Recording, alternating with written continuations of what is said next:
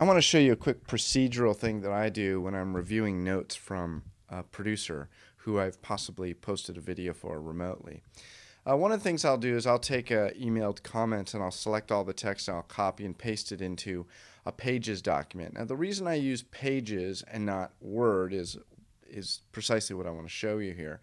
So I'll take those notes, and then when I open up Final Cut, I can zoom out and see the whole timeline. This is actually a very short timeline. It's not really indicative of the type that would have this many notes.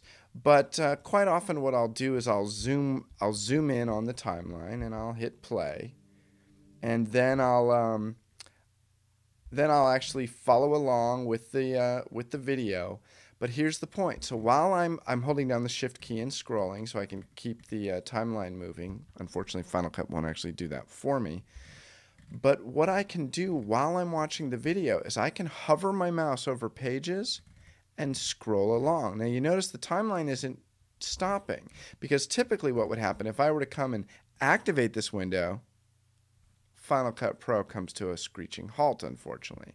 So if I hit play and then I come back and just hover the mouse over my Pages document and then hover over here, holding down the Shift key to scroll horizontally, you see what I'm doing? I'm actually able to follow along with the video and follow along with either a written script or producer notes while the video is playing. Now what I've noticed is if I try